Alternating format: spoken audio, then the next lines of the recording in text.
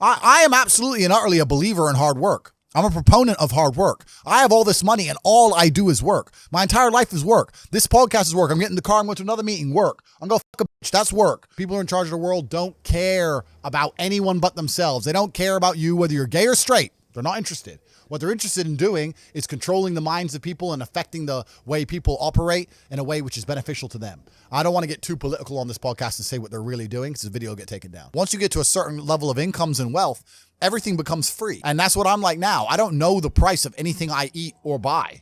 If it's not a house or a car, even most supercars, G, I don't even know. Most recently, there was allegations, right? Yep. To do with human trafficking and stuff like that. Oh, we'll talk about that. For every dollar you make, for every pound you take, you took it from someone else. You don't make money, you take money. You're not the Federal Reserve. You can't create money from thin air. Every single pound in your bank is money you took from someone else. Who is the real Andrew Tate?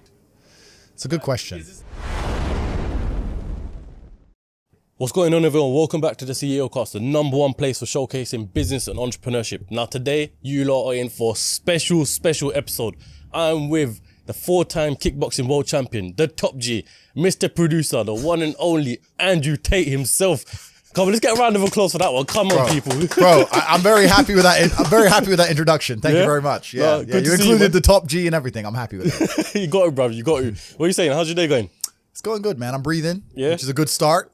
You know, surviving on the bread line, you know, getting the bills paid. I'm doing all right. Especially in London where, you know, things are hot all the time. Yeah, like things are hot. Yeah, the world's kind of getting like that for me now. Ever since I conquered TikTok, I can't go anywhere. Yeah. Everywhere I go, it's just people, hey, it's top G. And some people love me. Some people hate me. Yeah. You know, and in certain parts of the world, that's not a big deal. In other parts of the world, I'm a bit on edge. So. How long would you say you've been conquering TikTok for? Like, how long? Because it seems like you kind of spawned out of nowhere, almost. I put a plan together to conquer TikTok 4 months ago. Yeah. And I've now completed my conquest. Yeah. So, bro, done. So I conquer TikTok faster than the nation states conquer countries, bro.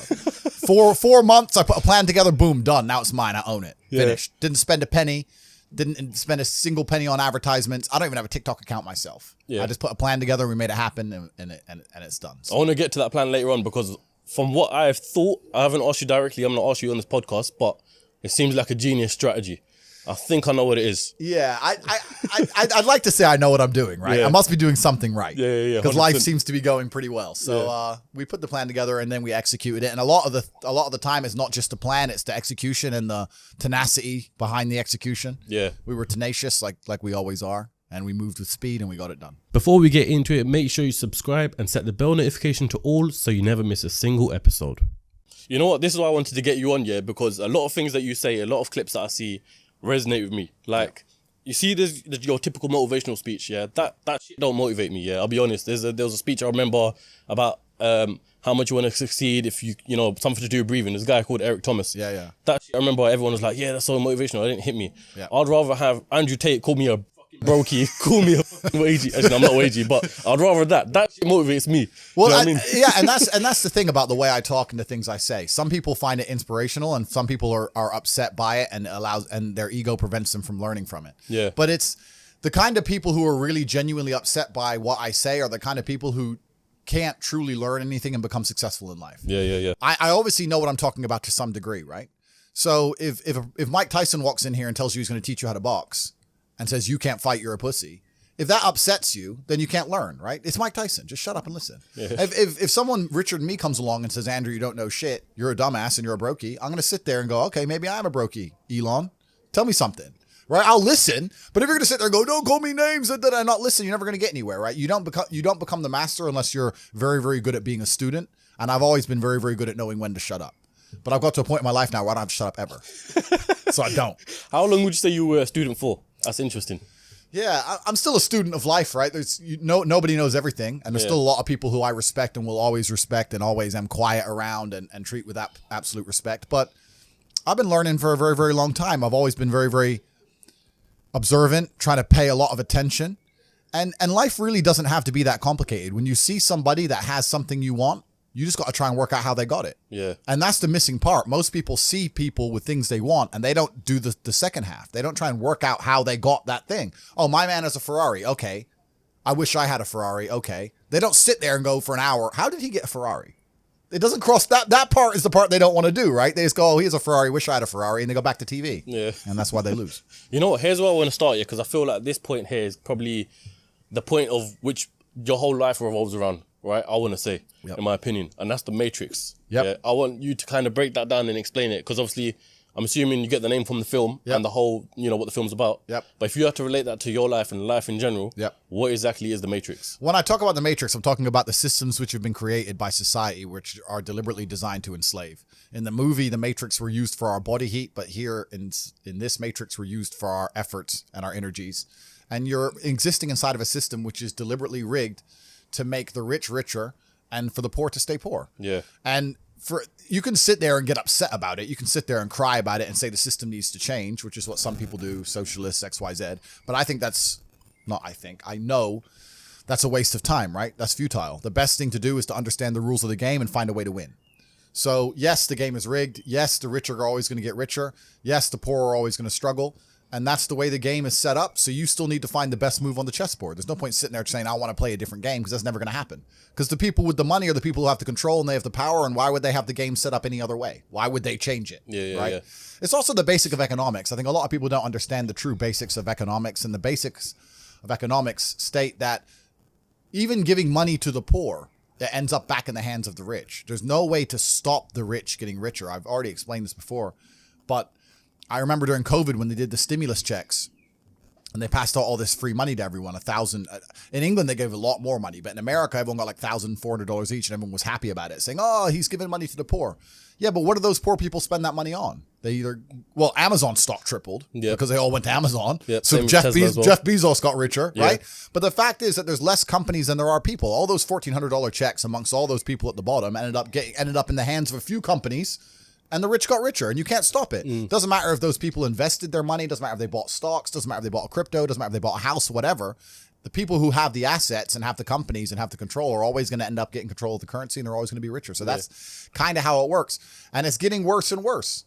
It's have-nots and have-yachts. I think it's all about being opportunist, right? Because there's a lot of crypto people here right now. And I remember you was on your video or something. Crypto was at a point where it was like £3,000. So what's that, about $5,000? I want to say something like that. I think more or less everyone here bought some. Yeah. But the whole general public thought it was going to shit. Yeah. And the opportunity there, no one grabbed it. Yeah, and that's another thing about opportunities, right? Because you have to be positioned to take advantage of opportunities. Yeah. It's like in chess, they say good moves come from good positions. It's true. You can't find a good move from a terrible position, right? If you're sitting at home with no money, it's hard to invest in Bitcoin at $1. Doesn't matter what it goes to, right? You got to be in a good position to take advantage of things. So you've always got to be in a position where you have a good network, you have good information, you have some kind of liquid money, you have the ability to survive without that money, you can take a risk. Like, it's hard to set yourself up. I'm in a position now where I'm in the NBA. I'm an NBA player. I can never go broke again. So it doesn't matter, right? Once you're in the NBA, I can throw $1 million at something. It doesn't matter if it works or not. So for me, it doesn't make a difference. And that's why it's so much easier. They always say the first million is the hardest, and they're completely right. Once you get to a certain point, you can gamble to a degree, right? Well, doing my research and stuff, you haven't always been a multi-millionaire, I want to say probably near billionaire level or something like that. So when did you clock all of this? When did you find out this side of life? I always knew that the Matrix existed, and I always knew that the traditional systems and From what age did you know? Say again? From what age did you know? I always knew. Okay. I just knew. Even when I was going to school and they're sitting there going, you're not going to get a good job if you don't get good grades. I was the one sitting there going, you're a liar. Shut up. I just knew the teacher was lying. I knew school was bullshit. I knew college was bullshit. I knew university was a lie. I always knew it was a trick and a con. I didn't truly understand things to the level I understand them now. But I had an intrinsic understanding, and I think everybody does. If you're in a gas station and it's 3 a.m. and a Lambo pulls up and a guy gets out of it, you're thinking criminal, drug dealer, gangster. Yeah. You're not thinking, he has a uni degree. Because you're not going to think that. So when you see money, people don't even associate the money they see with university. But then they go, I want to make money, so I'm going to university. It doesn't make sense. It doesn't make sense at all. So I think everybody knows that the system and the path they lay out for you is not a path that's going to lead to where you want to be. And I didn't know what the other path was, but that intrinsic distrust for the system and that distrust for the things they wanted me to do made me search for other avenues. And then I found them, right? And if you speak to the people who are richest, if you speak to the people this is for everyone at home as well, if you speak to the people who have the most money and go up to them and say, hey, what made you rich? None of them say school. Do any of them say school made me rich? I got an A in GCSE. Like, who gives a shit? It's bullshit, right? So it's all indoctrination. So I knew it was indoctrination, and for that reason, I was always searching. And if you're searching, you're going to find. Yeah. So. No, I always believe that as well. 'Cause growing up as well, I always thought that, here was my theory. Yeah? I've got a theory of business studies. A lot of people thought I was full of shit and stuff, yeah? Yep. But I want to kind of hear your opinion towards it. Yep. So I've done business studies in GCSE. In my opinion, the whole textbook, everything, the teacher, everything's full of shit. Yep. Yeah, literally, I feel like they overcomplicate it and confuse it on purpose because they don't want entrepreneurs, right? And they want people to be stuck in the system. People said I'm full of shit because of that. No, I know exactly what you're saying, but they teach you things that the problem is as well, it's difficult because the way that humans work and the way that we've evolved as a species is that we don't really learn lessons unless they're learned the hard way. Yeah. I believe that unless a lesson has taught the hard way, you're not going to learn it. You can have so many near misses and people won't learn their lesson. Bro, you must know a guy who goes out there, nearly crashes his car, doesn't slow his ass down till he wrecks it. Yeah. Like, this is how people are, right? So you need that pain for the lesson to sting enough to really genuinely go inside of your mind. And it's the same with everything. It's the same with driving a car or business. Truthfully, if you want to learn a lesson about business, you're going to have to suffer at some point, right? So we always say that most people are not successful with their first companies, X, Y, Z, blah, blah, blah. I get that. The truth is there's a lot of people who make a lot of money with their first company, but they just spunk it, act an idiot, and it all blows up in their face. And that's how you get the discipline on your fourth company that when you have 3 million in the bank, you just leave it there. You know, and don't be done with it. So you need to go through some pain. You need to experience some negative things. You need to have to a degree some trauma to really even learn any lessons. So yeah, business studies. You're right. The book. That's not going to teach you anything about business. You need to get out there on the streets. You need to make mistakes. You need to suffer. You need to have the tax man knocking at your door. You got to deal with all that stuff so that you make sure it doesn't happen again. I really think that humans are stupid enough to only learn the hard way. That's kind of how it works. This episode is brought to you by Crep Chief Notify. In my time in business, I've learned that you need to seize every single opportunity, regardless of how big it is or how small it is. It's all about taking the first step. So for you watchers out there right now who want to become successful, just like Tate himself, this is a perfect way for you to find your first side hustle. Reselling is a great and easy way to start making money alongside your main job. For me personally, alongside of my podcast, I've been using Crep Chief Notify since November last year, and on average I've been making between £700 and £1,500 a month. Their platform literally tells me what to sell, how to sell it, how to acquire it, where to sell it, everything you need to know, so it takes up minimal amount of your time. Like I said, I've been making anywhere between £700 and £1,500 a month. That's only doing a few hours a week. It's quite simple, to be fair. All you got to do is sign up to their service. They show you what are the current hot products to resell, where to get them, and where to sell them. But not only that, but the plus side of it is as well, there's over 50,000 entrepreneurs that use their service, and as we know, your network is your net worth. So if you weren't already signed up, make sure you sign up now. So get started on your first side hustle today using Crep Chief Notify. Sign up using the link in the description below, and you'll be one step closer to the life you've always dreamt of. Like I said, the link is in the description as well, so make sure you sign up right now. And also, they've got a YouTube channel, just write in Crep Chief Notify, and you can see exactly how the whole platform works. Before we dive more deep into your story, firstly, we need like 20,000 likes on this video. Secondly, I want to ask you one last question before we dive deep into your life here. I googled your net worth, right? Okay. And it says $30 million. How accurate is that? Because let me say before this, I see a $5 million Bugatti, and I'm like, maybe a guy with $30 million won't spend his money on a $5 million Bugatti. Don't make sense. So he's probably got some. Yeah, you know what's actually the saying, if you know what you have, you ain't got much. That is completely true. Yeah. I don't have a clue how much money I have. When I was broke, I knew exactly how much money I had. I had 117 pound in the NatWest, and that was it. I'm poor, rent's paid, I ain't got nothing else. When I was broke, I knew exactly how much I had. But now I'm at a point where it gets really difficult to truly measure how much money I have, because you have cash. Okay, that's easy. I have some crypto, which is constantly fluctuating. And then you have assets, and the price of the assets is constantly fluctuating. And then I have companies and income streams, which need to be valued. And how do you value them, right? They can be an 8 times multiplier in some circumstances, and others they'll be a 10 times multiplier. Yeah. So it's really difficult for me to put a value on it. If you were to say to me, how much money do I have in the bank?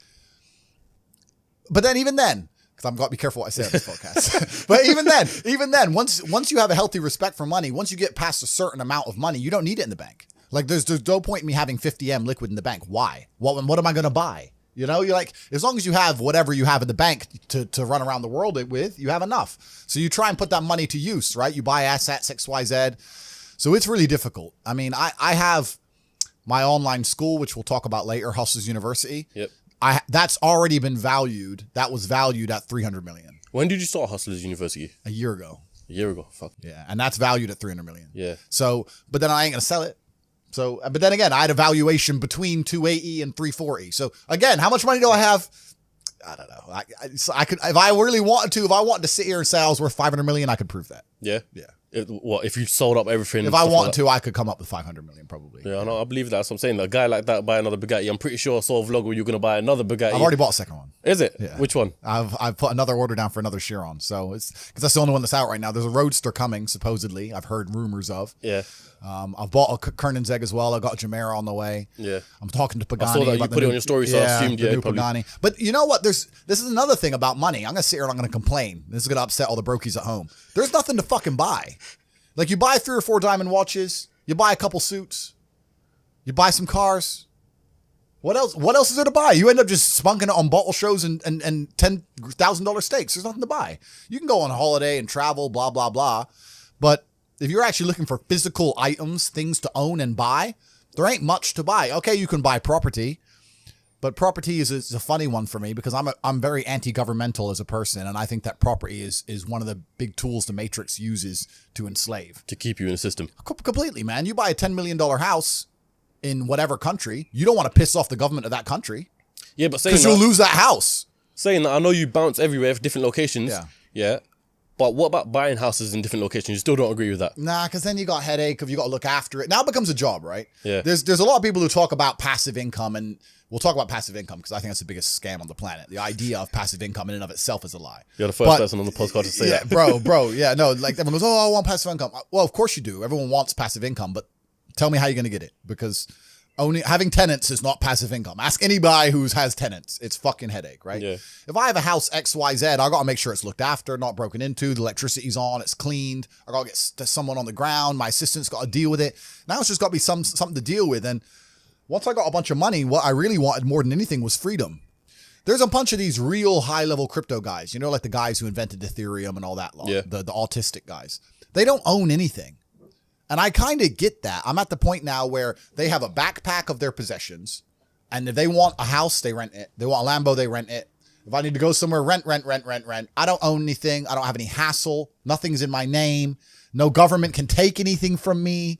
You know, you get to a point of wealth where you kind of start thinking, do I want to have all this crap now I got to deal with? Really, you want peace of mind.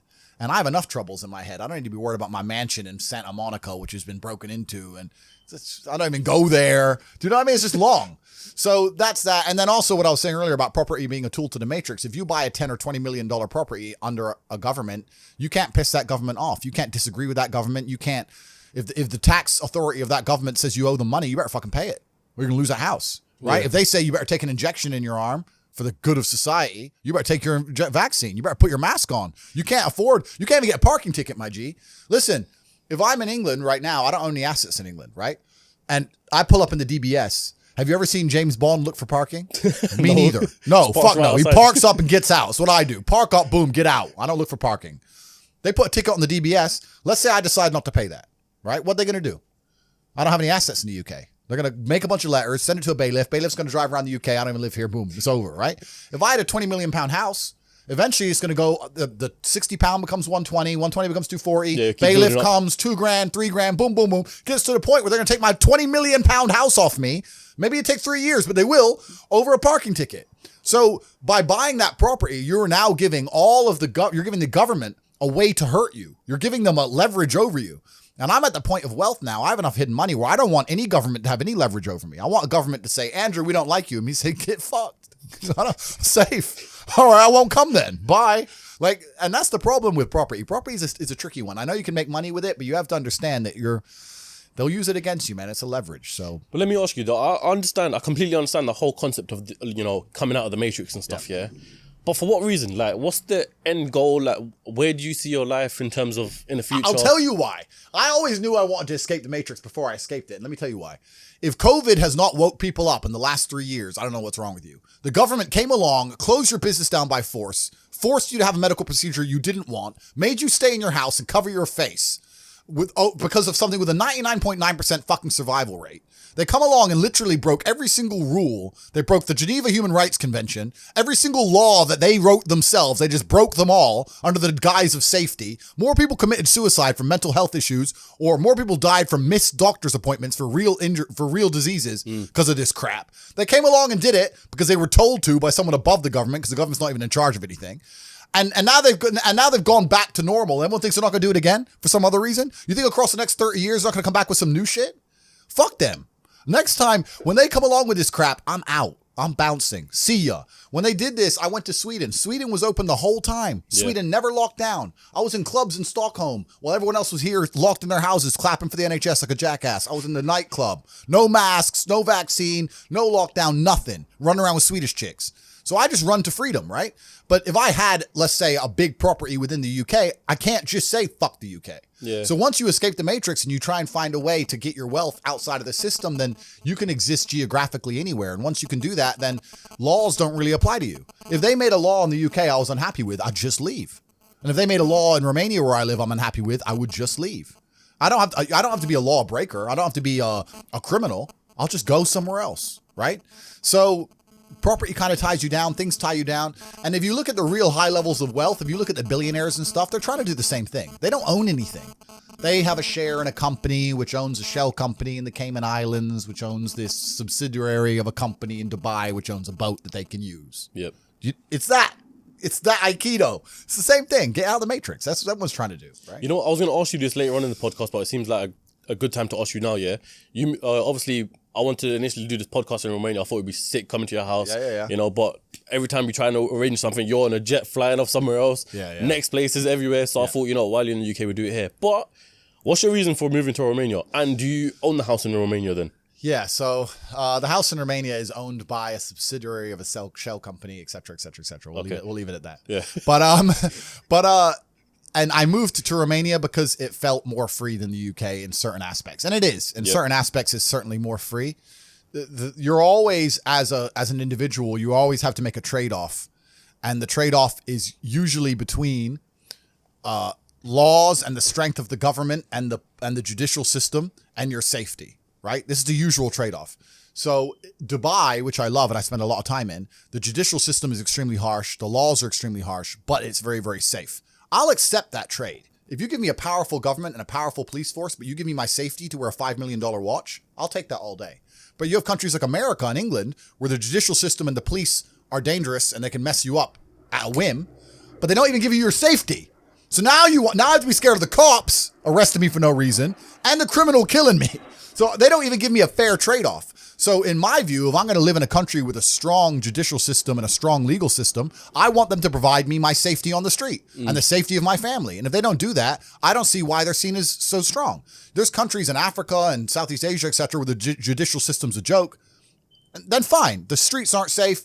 The police ain't doing their job. That all makes sense to me, right? But when the police are going to come along and mess you up for not wearing a mask or catch you for speeding and wreck your life, but they can't even offer you safety, then fuck them. So I decided to move somewhere else. And there are countries in the world where there's a really interesting, delicate balance of a government and a police force which are not strong. And when I'm saying that, I'm not saying I'm breaking the law.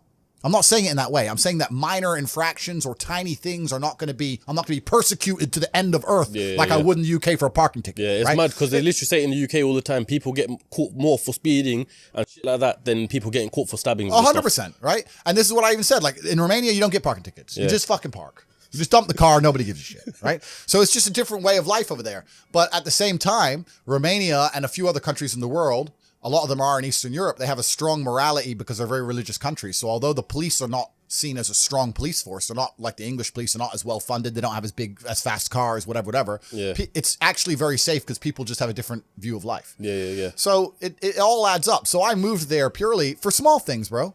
Kept getting parking tickets, kept getting this, that, a letter. When you're living in the UK, bro, you get a new letter through your mailbox every day. Someone wants money for something. You did something wrong. You had some fun. HMRC. Yeah, you were breathing that day. Give us money. I was just like, fuck, why am I here? Bounced. Yeah. So I just left, and I had really good friends in Romania. I went to visit and ended up staying. But why not Dubai? Because me personally, if I was to move anywhere, I'd probably go to Dubai. I understand. I completely understand that. That's a good choice. And because the only thing we've been, like, us boys have all have probably been caught speeding, especially my man here. Yeah. And that's the only thing. They don't really give a shit about speeding like that. They'll pull you over, say why you speeding, all that. But the second you commit a proper crime, you're Yeah. You know what I mean? And I respect Dubai. I really like Dubai. And like I said, I even have no problems obeying every single tiny law down to speed if you're going to give me my safety. But if you cannot offer me my safety on the street, then I think that you've failed as a country and failed as a judicial system. And I don't see why I should have to comply with any of your rules. That's the basic understanding of it. So yeah, I love Dubai. I spend a lot of time there. And even though I live in Romania, I've only been there since the beginning of this year. I've been there less than 2 weeks.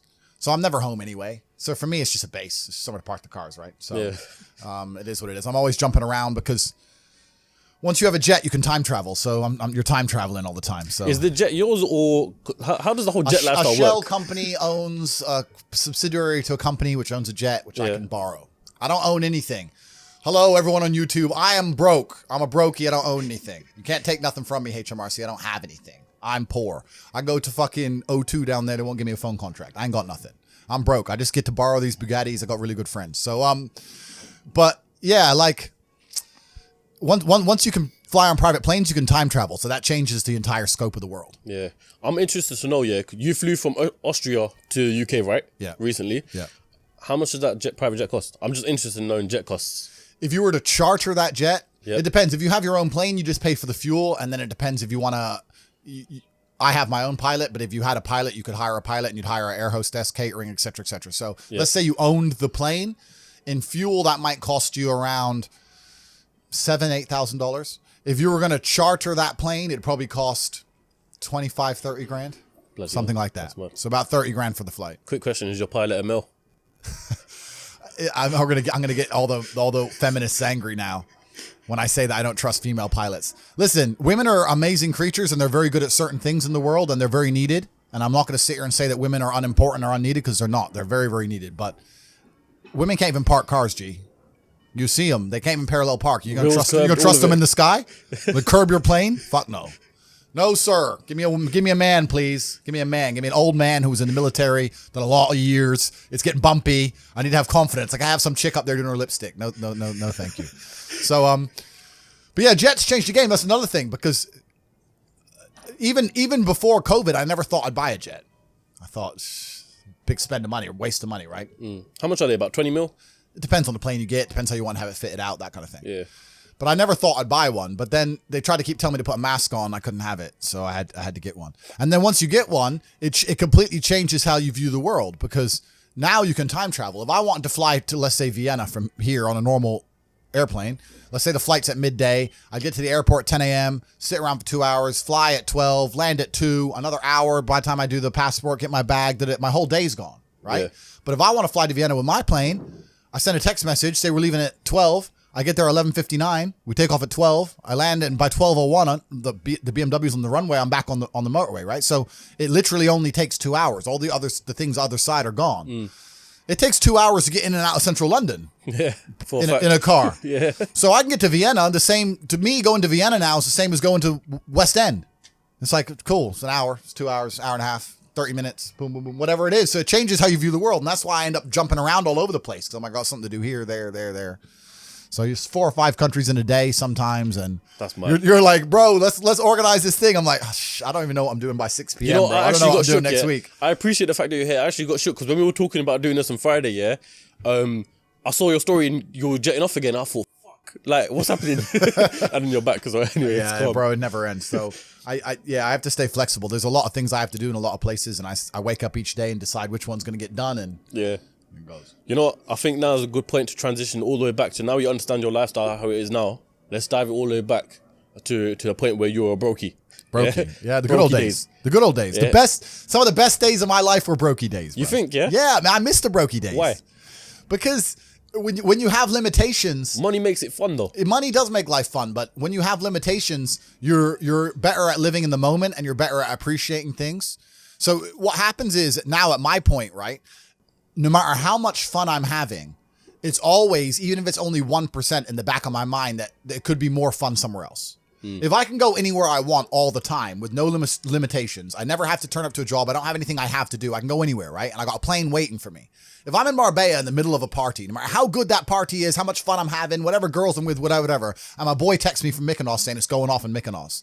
Part of me is thinking, should I just I can get there by it's 3 a.m. now. I can be there before the club closes in Mykonos. And then it's hard to just live in the moment and be happy with what you're doing. Does that make sense? Yeah. Because there's unlimited choices. It's like going to Tesco. If there's only one sandwich, it's fine.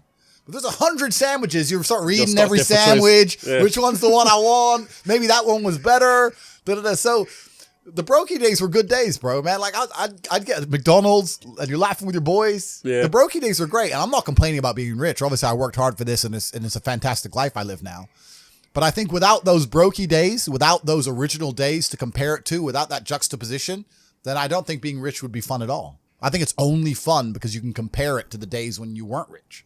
That's the only thing that makes it fun. The only thing that makes a $10,000 steak fun is that you can laugh saying how you never had 10 grand in your bank till you were 27 years old. Yeah. Like otherwise it's boring. Otherwise steak. And I think if you're born with too much money, that you'll never truly be happy. I think you need the brokey days. They're the best days. Because some people are literally brought up rich, born into money, essentially. Yep. You know, if you're born and your dad's got Ferraris, Lamborghinis and stuff like that. Yep.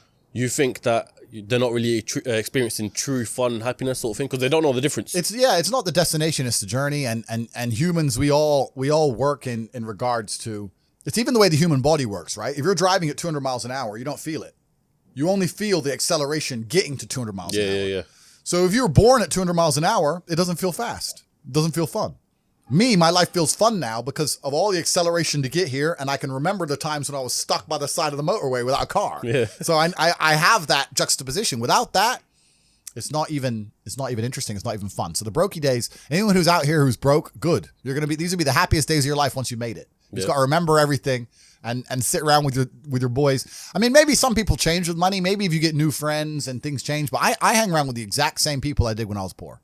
I got the same friends. I live with the same people, the same guys, same jokes, nothing's changed for me. So for me, I'm just a broke guy with a bunch of money. That's all that's happened. Just the financial situations have changed. Yeah, the financial situation's changed. That's it. So what, you grew up in Luton, right? Yep. So what was your whole upbringing like then?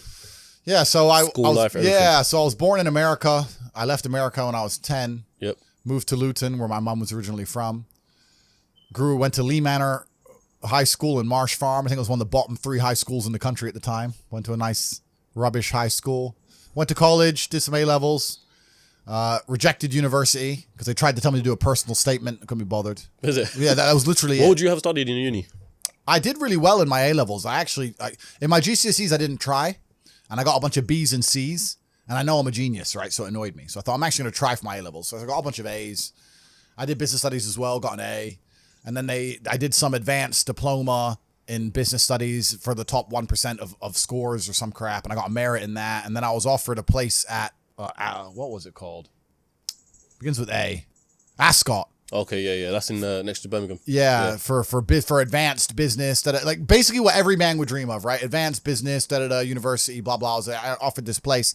And they said I had to do a personal statement. And I said, no, I don't. I've already been offered a place. They already give me a place because I'm the big G. Look at my scores. I'm a genius. And they said, no, you still have to do a personal statement. I was like, why? Who's going to read this? Hi, my name's Andrew. I like to run. I go to the gym. Like, no one's reading this shit. Like, why am I even writing this? It offended me. Yeah.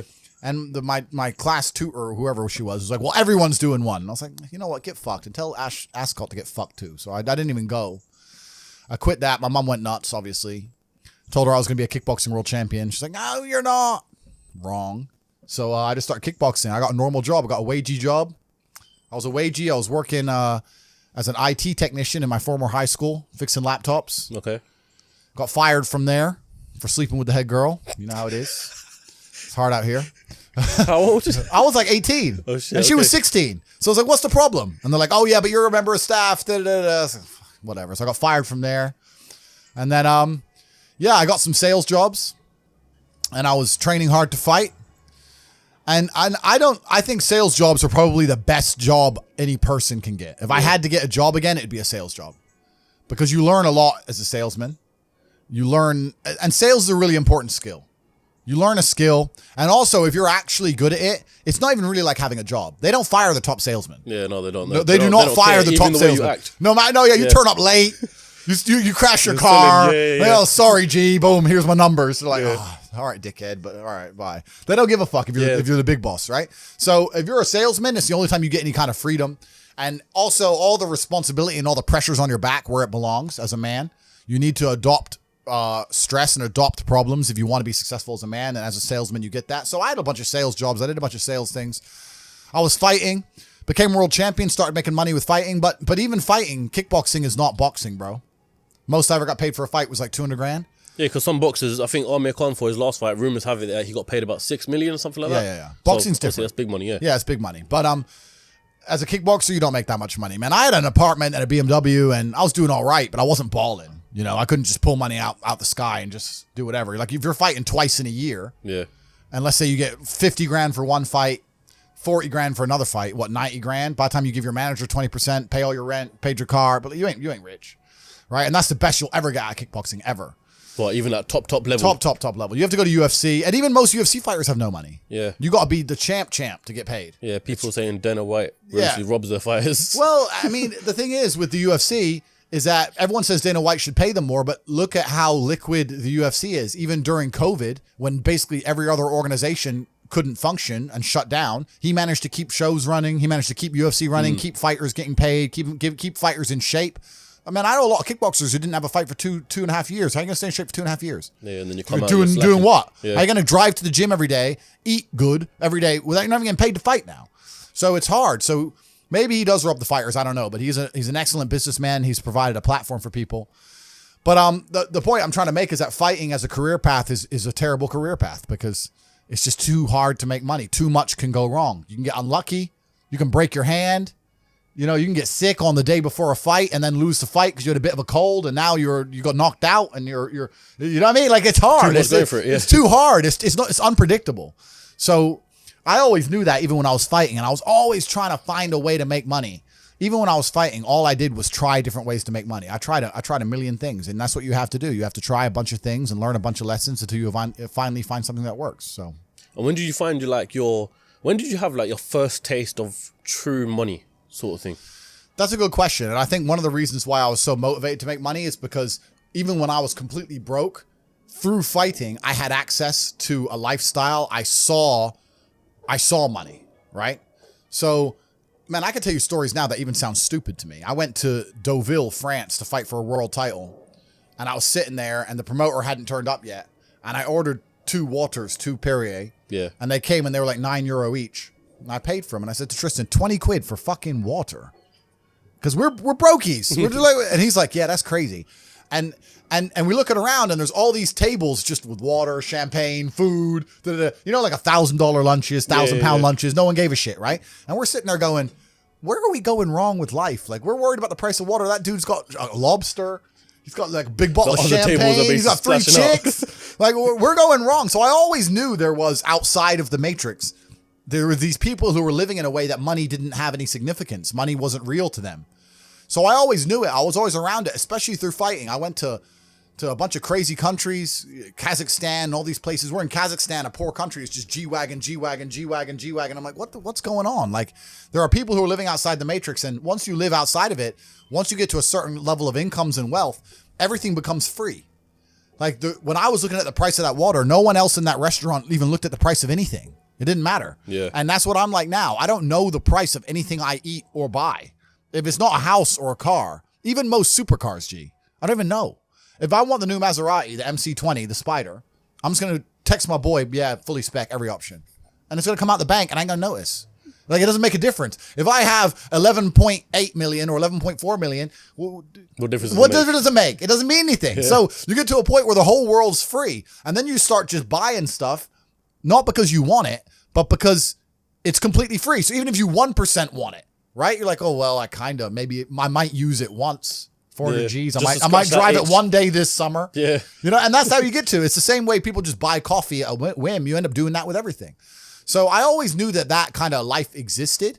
I used to talk with my brother about it all the time. I was like, bro, we're doing something wrong. Something doesn't add up. We're still thinking in terms of like make money, spend money, money in the bank. It doesn't. There's people who are living for free and they just point at things and they get everything they want. And my brother used to call me crazy. He's like, what are you talking about? I was like, no, there's the matrix. We're inside the system. We need to escape. And Now I managed to find a way out. So I always knew it existed. I was always looking for it. And it does exist, man. You can get to a point of income. You can get to a point of wealth generation where literally everything, I don't know how else to say it. I want to say it in a more articulate way for the sake of the podcast. The only way I can explain it is everything is free. That's how I view the world. Everything's free. If I want something, it's free. I want dinner's free, coffee's free, supercars are free, private jets are free. It's free. It's free. I just want it because all they want is numbers on a screen, and numbers on a screen are what's numbers on a screen? It's nothing. It's free. I don't know how else to say it. You're telling me if I give you some numbers on a screen, you're going to go and build me a W16 fucking Bugatti Chiron Pure Sport, and you're going to deliver it to me in my house, and you're going to put it in the color I want, and it's going to be gorgeous and beautiful, and everyone's going to be jealous, and you're going to do that, and all you want is a few numbers on a screen?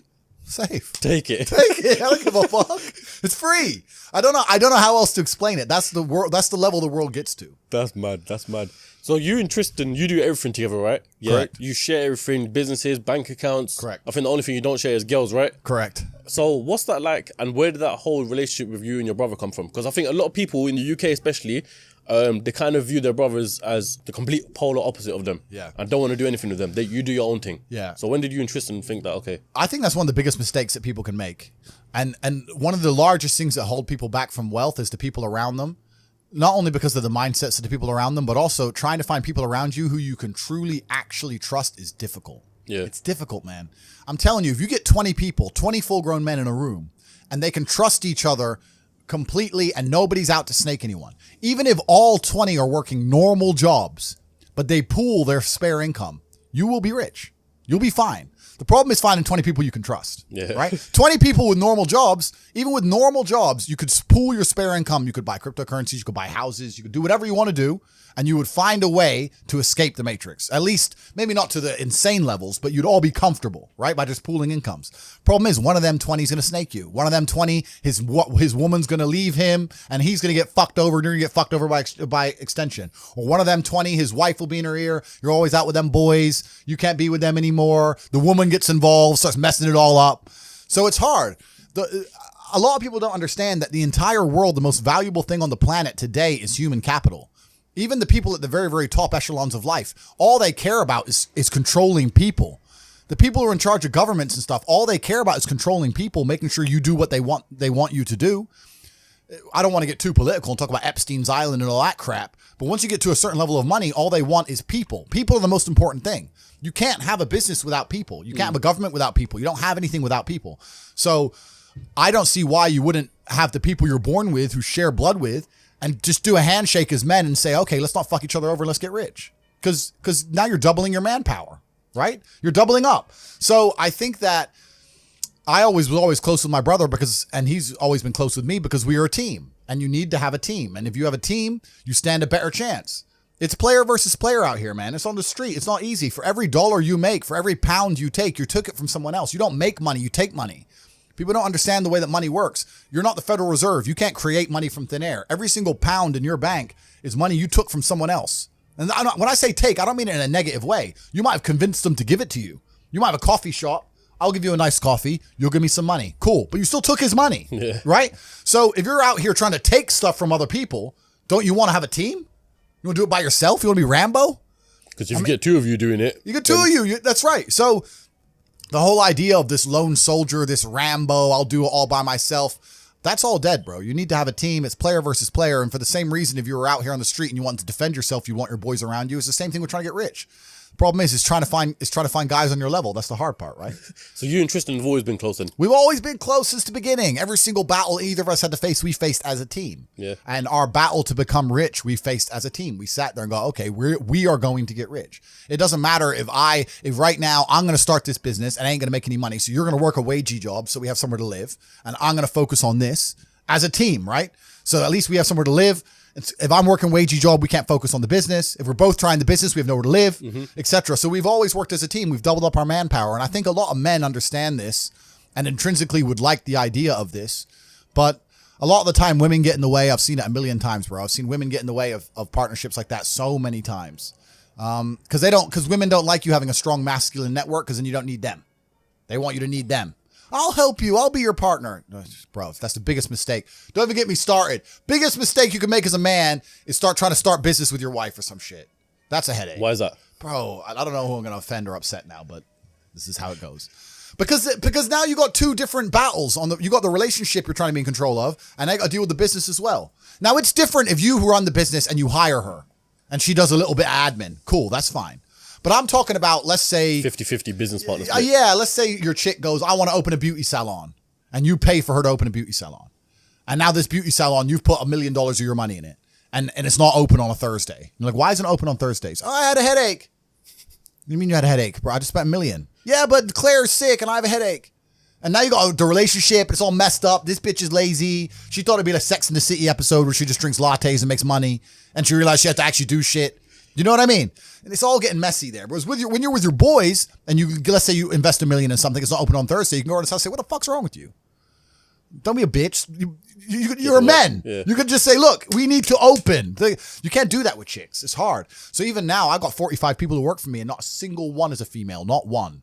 This episode is brought to you by Sunamosc. If you don't already know about Sunamosc, they have the greatest long-lasting perfumes, and as you'll see later on in this episode, approved by the top G himself. They're also based all over the UK as well, so chances are you probably have a store right near you. And if not, they're also online based as well. My personal favourite is the most recent one they brought out, which is Golden Dust. So get your Sunamosc fix today, and because they're sponsoring the episode of the top G himself, we'll use code TATE15. How about that? So use code TATE15 for 15% off of your purchase. The thing is, we're living in a society right now where there's, everyone's trying to live independently, right? Yep. Females, males, Yep. everyone's trying to be hustlers, both men and females and stuff like that. Yep. Would you say the rate of hustle is different between the male and the female? Well, women don't need money. This is the thing. I mean, there are women out there who say they need to get the bag and all this crap. I think it's a very masculine mindset for a female to have. Women don't really need money, not to the extent a man needs money. I mean, I understand they need to live, and they say it's expensive to get their nails done, blah, blah, blah. But they don't need a nice car. They don't need a nice place to even live. They don't need to pay for bottle bills or table spends or none of these things. They don't need any of that if they're attractive. So being attractive in and of itself is a currency. I don't know if this idea of ugly even then is warped, because let's say a girl, right, goes to the gym every day. Her body is banging. Her hair is long and it's nice and it's maintained. Her nails are done. She's got a nice manicure. She's got sunglasses on. She's dressed up nice. She's got a little dress on. She's got heels on. She's walking down the street. It's hard to be ugly. Do you know what I mean? Like, you might only be a 6, but you're all right. Like, dudes still want you. Still bangable. You're still, do you know what I'm saying? It's very hard as a chick to become unbangable if you're trying your best. Unless you fully give up. Unless you give up. So I think the path because we have to not conflate and confuse issues here. What we're actually talking about is status. We're not talking about money. We're talking about status. Men want money because we want to be high status males. Females want to be high status females. They don't need money to do that. They can do that purely through their aesthetics. So if I was a woman, thank God I'm not, because I think that'd be a terrible existence. But if I was a woman, I would understand, okay, I want to be the highest status female I can. I need to look good. I need to look gorgeous and get a banging Instagram profile. I'm a high status now. Now billionaires want to talk to me. For a billionaire to want to talk to us, we need money. It's like the whole Dubai porta party situation. Bruv, you know what I'm saying? Like, if there's a billionaire's boat, the chicks who get on that boat don't have to be anything other than pretty. That is it. For us to get on that boat, we have to be connected, important, rich, interesting. We got to know people. We got to network. It's hard. So what I'm saying is, if you're looking for status, whether as a male or a female, there's different paths. I don't think a rich female is a high status female. If you were to take a woman who's unattractive, but she had a bunch of money, no one's going to look at her and go, wow. No one's going to give a shit. I don't care. She's busted. I'm not interested. I'm giving the 19-year-old brokey with the big titties. That's the one I want to talk to. So women can access money and women can access high status men via their aesthetics. So I think that's a much more intelligent way for a female to increase her status. Now, I know this is going to upset everyone. People are going to be sitting there going, you're saying women are only good for how they look, blah, blah, all this other crap. I'm not saying that. I'm saying that women are judged instantly on how they look. Just like men are judged instantly on our status, how rich we are, the car we turn up in, the table we're sitting at. Yep. That's the real world. Now, maybe you have more than just some big tits. Maybe you're also a nice person. It's unlikely, but maybe you are. But we're just talking about status games here, right? Yeah. So any woman who's dedicating herself to hustling instead of dedicating herself to the gym is making a mistake. You think, yeah? 100. Why? Just get rich man. Get hot and get rich dude. Like, why? And they go, oh, yeah, but maybe he leaves you. He won't leave you unless you fuck it up. Just be quiet. It'll be fine. So you noticed this, and transitioning on, you started a webcam business, right? Yeah. So my first ever business, And people have the really wrong impression of this, but I've explained it a lot of times on the internet and a bunch of other podcasts, so I won't give the really long story. But the first ever business I made a lot of money with was a webcam company. So how that company started, I've told the story. It was a really long story, but basically it's like the old chat lines. Used to have people on the phones, and guys used to call them up and speak to the chicks. That kind of modernized and changed to have webcams, including video. So I identified this, and I knew some girls who wanted to make some money. So I was like, look, instead of working in Starbucks or doing this other admin crap, come do this. I'll pay you triple. And then we started that. And that grew into quite a big enterprise. Yeah, across 6 months, I went from one girl up to about 10 or 11 girls. And we started doing 300,000 or 400,000 a month through these online websites that had guys sitting there talking to girls. Now, I want to make this clear. The way I became so successful in that business was because of all the business lessons I had learned from other businesses I'd tried before, right? If I had not tried a bunch of other businesses and some made money, some didn't make money, etc., I don't think I would have been nearly as successful. I approached it very much like a business. I was not thirsty. I wasn't trying to sleep with the chicks. I wasn't trying to be Dan Bilzerian, none of that kind of crap. It was very, very much a company. It was a business. It was super professional. It was handled in a very professional way. And I applied all the business lessons that I'd learned in my endeavors of the past.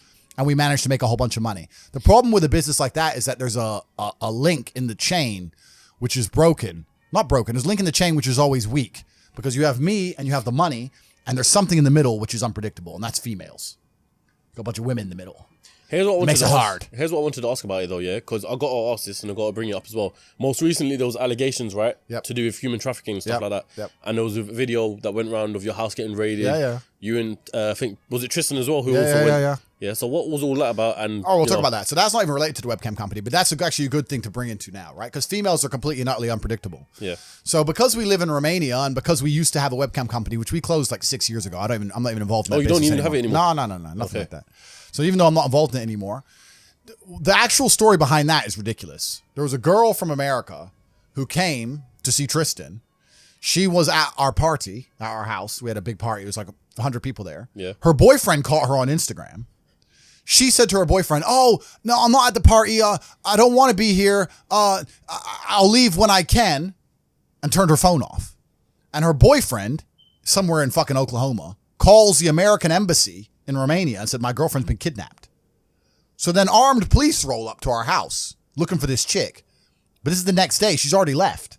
And at our house, we have full CCTV. So they came and they arrested us. And was like, "Oh, they kidnapped this girl." The girl wasn't even in the house. And then they went through the CCTV and see her walking around eating pizza and getting a taxi home. So they're like, "Oh, okay, sorry." And everything was dropped instantly. So that's just some stupid girl making up bullshit. But that actually ties into what I'm saying. The problem with the original business is you had me and the money, and in between was women. And women are unpredictable and women are emotional. So yeah, I became an expert to a degree at managing females. But there was always that link that was upsetting me. I wanted to be closer to the money myself. And I learned a bunch of things from that business, which I've applied to other businesses, and I've made a lot of money. But truthfully, we're living in a world now where the two things that the webcam business really is selling is it's selling attention, which is the first thing. We live in an attention economy.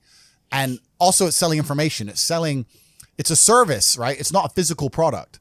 So I sat there and I understood that even if I launched my webcam business, if I had a brand new girl, she has to get attention, right? People have to notice she exists to want to spend money on her. So you have to be an expert at soliciting attention. And then once you get the attention, you have to find a way to monetize it. So the girl would monetize it by sitting there talking away. You could advertise her and spend money. That's all advertising is, getting attention from money, right? Yep. So I understood a bunch of things. And when I closed that business, and I closed it because I couldn't be bothered with the female headache anymore, I still very much understood any business I'm going to launch from now on out, I need to find a way to get attention. Not in a negative way, not in an attention-seeking way, but that's what advertising is. Yeah, how do I get yourself out there? Yeah, how do I get attention in the world today, which is difficult? And then once I get that attention, how do I monetize it? Yeah, because that's the world we now live in. Rihanna, when she launches a makeup brand, no one buys it because of the makeup. They buy it because it's Rihanna. She has attention. She can monetize it any way she chooses. Rihanna can launch a fucking clothing brand, makeup, sofas. Who cares? It's Rihanna. Yeah. She's gonna sell, right? So that proves that we now live in an economy, we live in a world where the most valuable currency, the most valuable thing that exists is attention. It's extremely difficult to get because people's attention spans are lower than ever. Yep. Bro, they're non-existent. Have you ever watched someone on TikTok? Next time someone's on TikTok, watch them, because I don't have a TikTok account myself, but I see people on it. How long do they give a video to interest them? Maybe a third of a second. They're like, not interested enough, move on. Bro, that quick. If you don't get my attention in 0.25 seconds, I'm not interested, right? That's how hard it is now. So, and it's getting harder and harder because the apps and the algorithms are retraining our brains to do that. Yep. So now we live in a world where if you can find a way to hack these algorithms and you can find a way to get attention, and there's lots of different ways to do that, then you can find a way to monetize it. And off the back of that, you can become a very, very wealthy individual. See, this is where for me, it's, as you say that, it's clicking more and more in my head with Hustlers University, realizing that, to monetization and attention syncs together. Yep. That's why there's so many clips of Andrew Tate on TikTok. And so I was speaking about this with one of my guys, yeah, and basically we were discussing the fact that if you join Hustlers University, one of the things that you teach us to do, I don't know if you allow me to say it, is affiliate marketing, right? Yep. So one of the things that people can do is get a referral code for someone else to join Hustlers University, and that's why they're making TikToks, because if you check the pinned comment on there, it says join Hustlers University with this referral code. Correct. So and so like that. Correct. Yeah. That's So mad. inside of Hustlers University, we have 18 modern wealth creation methods. So we teach how to make money 18 different ways. And when I say modern wealth creation methods, it's because a lot of the wealth creation methods that you're going to hear from older people simply don't work anymore. Such as property. Property. I mean, of course, the old guy is going to sit there and go, save your money, put it in a savings account, get a mortgage. Bro, of course that worked for you. You were putting money in a savings account, getting 4% interest. Yeah. Now they won't even give us 1%. You're putting your money in a savings account. You bought a house for 85 grand. Now it's worth $500,000. And at the time you bought it for 85 grand, you were probably earning 30 grand a year. Yeah. Now I'm earning 40 grand a year. The house has cost 10 times more. I get no interest on my money. So everything you're telling me is outdated. It doesn't work anymore. If you're going to follow the path that your parents followed, you're not going to ever become rich. You need modern ways to make money, modern wealth creation.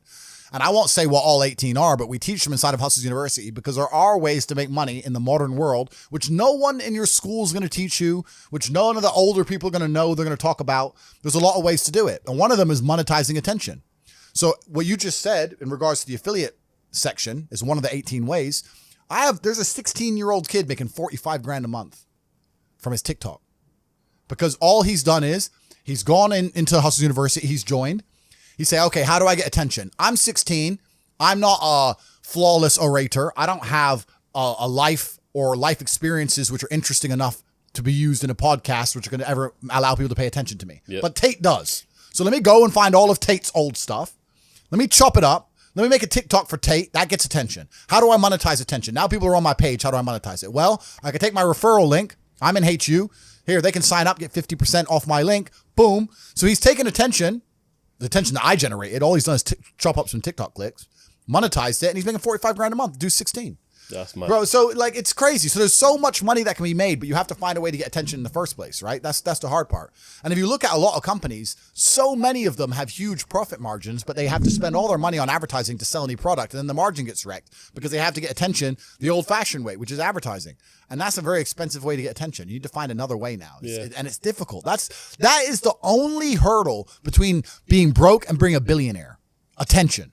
How do you get it without embarrassing yourself and being a jackass? Because no one buys from a clown, right? Mm-hmm. So me, I'm lucky because I've had a very, very eclectic life, and I'm good at speaking, and I have a good memory, and I have a lot of stories, and I can sit and tell people, and I can talk in a way that make people know I know what I'm talking about. So that's how I get attention, right? Yeah. But if you don't even have that, then it's difficult. It's hard. You got to find a way. But yeah, that's what Hustlers University is all about. And we teach people how to monetize attention, and we have 17 other ways to make money. And now we have, as of this, and I'll check right now, I think we have 64,000 students. 64. I think I was watching an emergency meeting or a clip of it or something like that. I think you said at the time it was 32,000. 64,835 students. Yeah, mad. And what's impressive about that is not that I've managed to attract 64,000 people to join Hustlers University. The fact that they're staying. It's the fact they're staying. The fact they're staying means that there's 64,000 people making more money each month than they pay. It's only $49 a month, right? So there's 64,000 people who I have successfully taught to make more than they've invested. Mm-hmm. No school, no business school, no university will guarantee you month on month you make out more than you put in. None. Only mine. And I don't exist in a vacuum. The educational system exists in a vacuum because the loans that they'll give you, you can only spend on that education. If they were to open it up to fair market, nobody would go university. If they were to say, here's 50 G's, You can buy Bitcoin, you can start a business, you can put a house deposit, or you can buy a degree. Who's going to choose a degree? No one. So they deliberately link the loan to the education and say you can only have one with the other because then they don't exist in a fair and open economy because they wouldn't be able to succeed in a fair and open economy because they are selling a scam. They're selling a lie. I exist in a fair and open economy. You don't have, if you spend $49 with HU, you can spend that on anything else. You can go buy Snickers. But on the contrary to that, let me go ask buy you this. Netflix. Let me ask you this, yeah, because in the UK, a lot of people see course sellers as scammers instantly. Whether the course is good or not, people always say scammers, yeah. And there's some videos I saw about Hustlers University, people thinking it's a scam or it's not. Yep. So the argument I would have for you is, what's in it for you? Like, what do you gain from having a Hustlers University? Because you're rich already, so what difference does it make? That's right. So firstly, there's always going to be someone who thinks it's a scam. And man, people are saying Bitcoin's a scam. People are saying some of the most fundamental, rudimentary, new financial systems on the planet, like the blockchain, are a scam. There's always someone who's going to say something's a scam. There's some people who are negative, and the reason that people are negative like that is because it is a disguise for their laziness. If they say something is a scam, they don't have to try. Yeah. Right? If they have to, I'm not saying HU is going to instantly make you rich. You have to work like you do on anything else of value. You have to get in there and try. If they get in there and they don't want to try, what's the first thing they're going to say? Scam. I joined. He told me to do something. It takes an hour and a half. I'm lazy. Scam. That's it. That 16-year-old kid making 45 grand, he's making TikToks all day, every day. He's working. Like, he ain't getting money for free. He's sitting there finding videos, chopping them up, making them entertaining, adding the fucking titles. That he's working for. The thing is, like we were going back to earlier, people ain't got the attention span. People ain't got the attention span to work anymore, right? So there's always gonna be some idiot who says it's a scam. The fact that we retain 64,000 people proves it's not a scam. Yeah. The reason I started it is very, very simple. I think that, I don't want to sit here and pretend I'm a philanthropist because I'm not. Obviously, I benefit from having this university. It's a very valuable company. It makes a lot of money, right? So why wouldn't I want to run one? But also, it doesn't detriment me. I don't think that some rich people, maybe they believe that there's not much money in the world and they don't want other people to be rich. I completely see it the other way. I see it that there is so much money everywhere, and even I can't get it all. So I want as many people around me as possible to be rich because now I'm at least around more money. If I send a message inside of HU and said, I want to raise $100 million, amongst my students themselves, I can do it.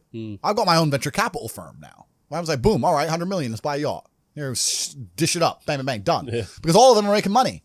I want to know as many people with money as possible. So if I know a way to teach people how to make money, and I'll also make money for teaching them how to make money, and I now have people who I can talk to so I have access to the money they make, why would I not teach them how to make money? Now, the reason no one else has really done this is because I don't think anyone else knows how to make money as well as I do. And also, nobody else can really prepare and build a platform like we have or do the work it takes. HU is extremely difficult to launch. It's not easy to find 18 professors who know what they're talking about, build an online platform, then you need the payment gateways. And then even when all that's done, then you got to find a way to get people to join. You got to advertise it. I don't have to advertise anything because I'm top G, everyone knows. But it's difficult, right? So we don't even have any competition. There's nowhere else on the internet you can go and spend $49 and sit for an entire month learning from 18 millionaires how to make money. There's nowhere else on the planet. No. It's the only place. So we have no competition. So we're about to conquer the world. We're about to conquer the world, and that's a good thing. And you said his value's at what now? 300 million, you said, right? Well, let's do some basic math, right? So as of this morning, what did we say? 64,853. Yep. So numbers. 64,853 times $49 a month. So that's 3.1 million a month. Okay. It generates. Yeah. That's all profit. It's an online platform. No cost. So what's that a year? 3 times 12 is 36 million a year. So, and then if you're going to put a multiplier on a business, there's different ways you can do it. If you're going to do you can do a 4 times multiplier, et cetera, et cetera. But tech companies usually get an 8 times multiplier, and it's usually an 8 times multiplier of the turnover, not even the profit, right? Mm-hmm. So that's my turnover, but my turnover and profit, the same thing. So it's easy to value at 10x, right? Which is 36 times 10 is 360, or an 8x is 300. That's crazy. But I'm never going to sell it because I won't sell it because it's mine. 1, 2, I don't need money. And 3, I don't trust anyone else to teach the things that the things we're teaching actually work. It's not going to be some vanilla bullshit, right? It actually works. And I also think like a lot of these people, a lot of these wealth gurus and crap online, they don't teach shit that really, really works. A lot of them also just teach mindset because mindset is an easy cop out. They'll sit there and go, I'll teach you how to be rich with mindset. They'll just tell you to be mindset. And you'll be like, at the end of it, you're like, all right, cool. Where's the money? I'm ready now. I'm positive, G. How do I get paid? Right? We don't do any of that. We're like, okay, here's how you get paid today. Do this. And there's people who are in there who think they're too smart to listen and they don't make any money. And then there's 16-year-olds who join humbly. I don't know shit. I trust Top G. You said make TikToks. Safe. Boom, boom. And he's buying his mama a house. Yeah. So like, it's all about that. A lot of people with no money are really, really arrogant. I know a lot of broke people who are very arrogant. They'll come along and go, I think that's a scam. Oh, do you, Brokey? Oh, Brokey thinks it's a scam. Oh, tell me again about how my online educational platform, the biggest in the world, which I've built when I'm flying around in my private jet. Tell me again about how I'm out here to scam you of your fucking 36 pounds. It's dumb because they're arrogant, and their arrogance is a shield for their laziness. People will shield laziness with anything. No one wants to admit they're lazy. So they'll shield it with disbelief. Ah, that's a scam. Or I don't work hard, I work smart. Bollocks. More cover. For just anything it takes to say, I don't want to work. Do you believe in that? Work smarter, not harder? I believe in both. Yeah. But there's a time when it comes to work smart. And most people are trying to do the smart work before they do the hard work. It's kind of like talent, right? You don't notice if you're talented at something until all the hard work's done. Yep. I could be the most talented tennis player in the world, but I don't play tennis. So if I go down the tennis court, Joe Schmo is going to smoke me. I don't get to see my talent until I've worked so hard that I'm in the top 1%, and now I'm beating them because I have some God-given gift. Yeah. You understand? Yeah. You have to do the hard work first. If there's no hard work, there's no smart work. So someone's going to sit there and go, I work smart, I don't work hard, so I only have to work an hour a day. If working smart gets you a lot done in an hour a day, then you should work smart for 12 hours a day and get 12 times the work done.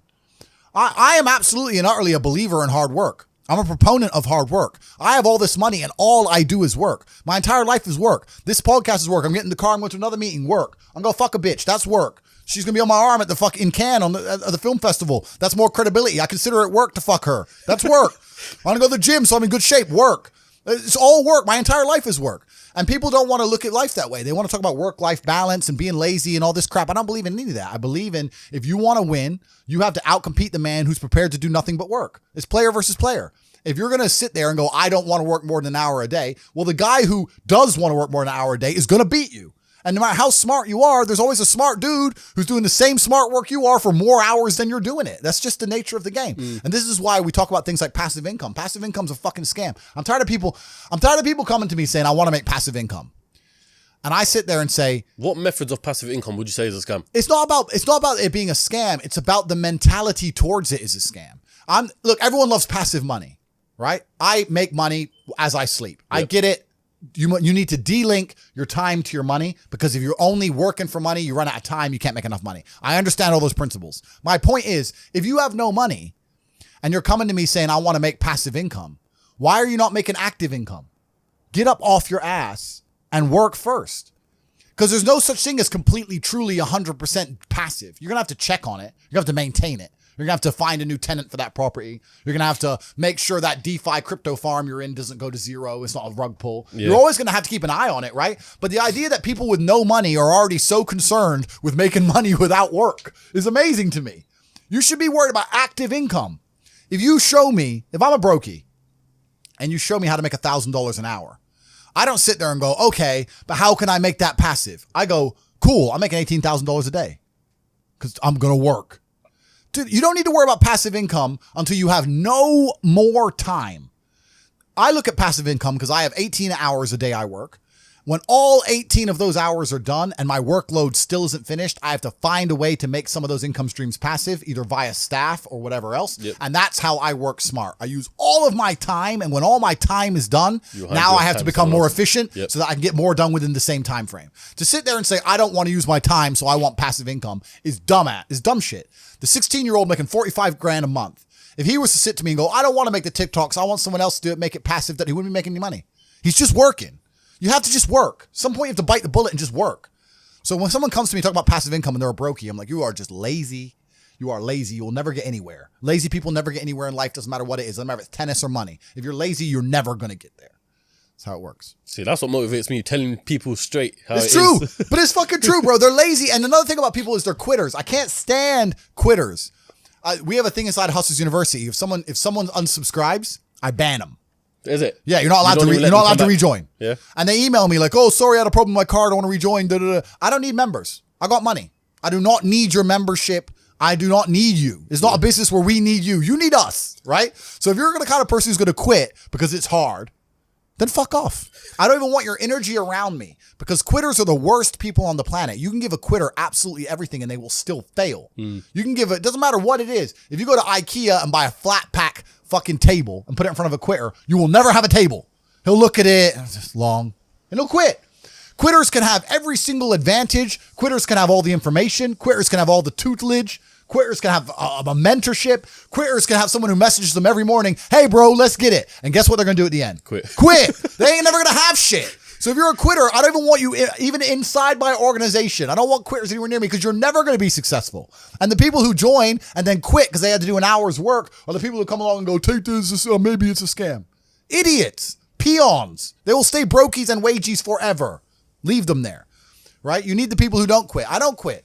Every single facet of my life is testament to the fact that I don't quit. When people see my plane in the sky, you can say whatever you want about me. You can call me arrogant. You can call me anything you want, but you cannot call me a quitter. I didn't quit. So that's the difference. When it was hard, I did it anyway. That's who I've always been. And if you don't have that kind of tenacity, you're never going to be anything. So the people who come along and talk about passive income, they sound like quitters to me. They sound like people who don't want to work. I love work. I'm ready to work. I'll dig a hole. Bro, you offer me $1 billion right now and give me a shovel, I'll dig a hole. I don't give a fuck. Give me the shovel, give me the money. I will dig a hole. I'm not afraid of work. One of the hustles that I want to move to that you've been involved in is casinos, right? Yeah. So I was watching a podcast and you overheard someone in the UFC or the Romanian UFC saying that they made $18 million a day in the casinos, right? Yeah. You don't own casinos. Yes. So, yeah, I have a stake in some casinos in Bucharest. COVID came along and made that a bit difficult. Yep. But that's another reason why you have to diversify, right? So I'm involved in the casino business. I'm involved in a bunch of businesses.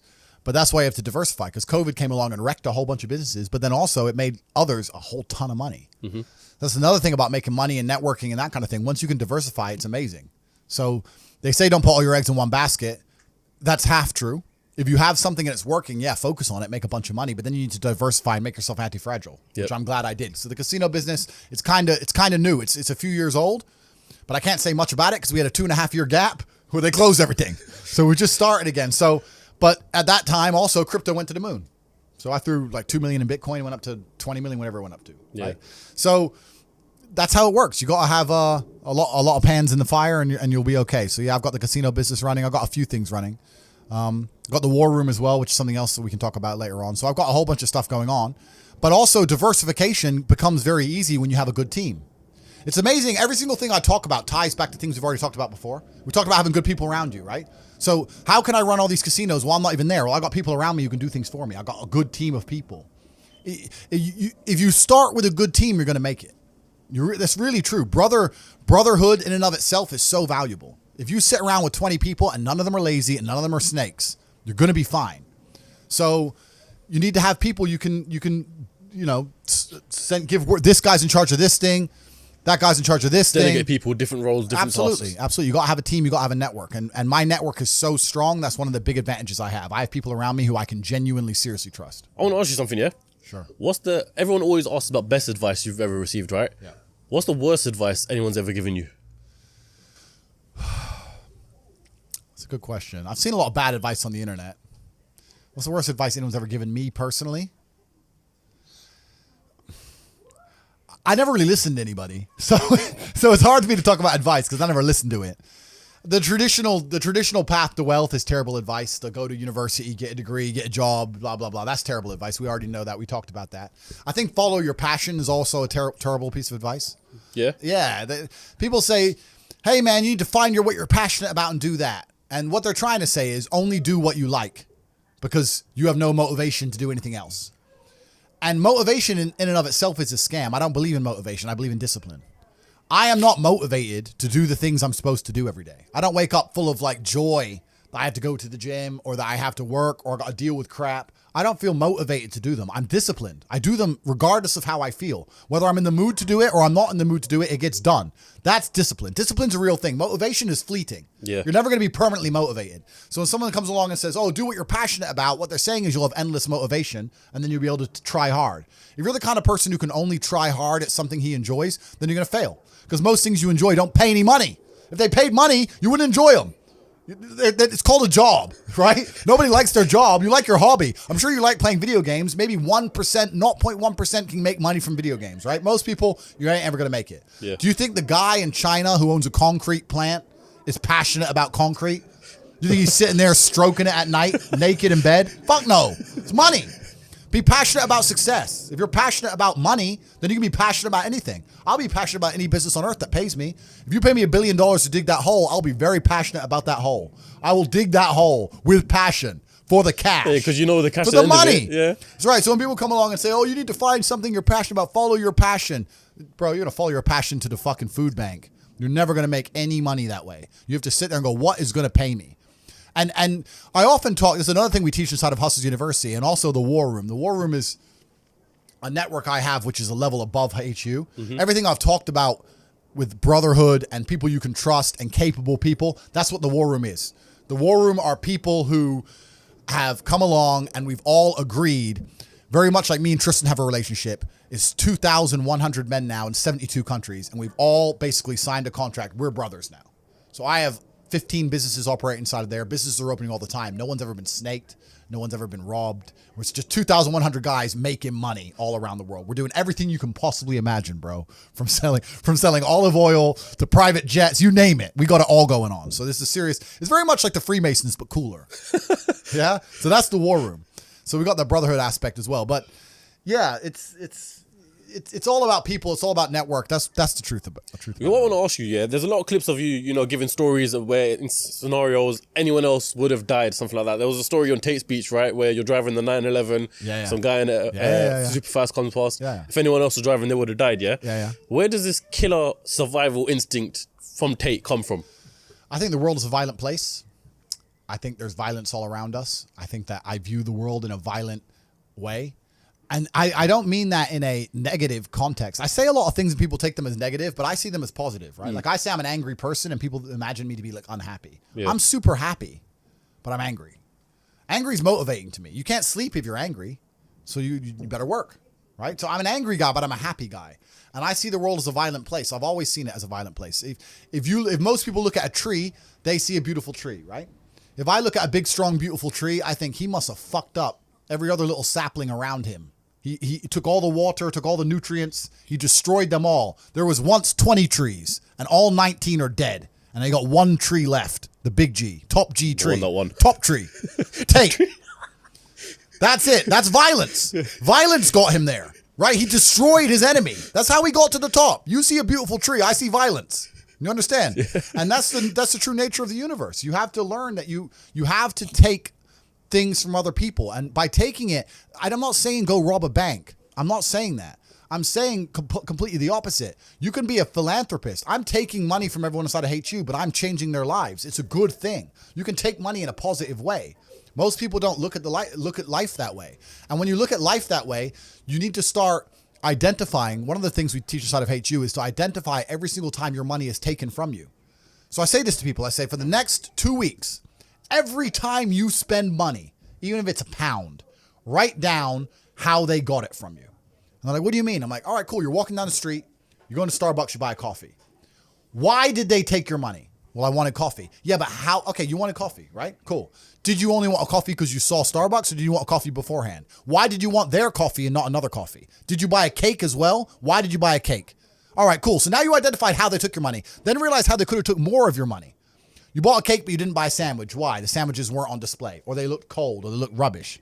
Or the woman who was serving me was old and ugly. Maybe she was a young cutie and talked to me about bologna sandwiches. I would have bought one, right? So you need to start identifying how your money is taken from you. Because once you identify how your money is taken from you, you can start to actually intelligently think about how you can take money from other people. If I had to open a coffee shop, if I sit in a coffee shop, right? If I sit in Starbucks, the whole time I'm in there, not only am I thinking about how they got the money from me and how much I spent, I'm thinking about how I could outcompete them. I'd sit there and go, okay, cool. I'm in Starbucks. I spent £5.68. I got a latte and I got a donut, and I'm sitting here.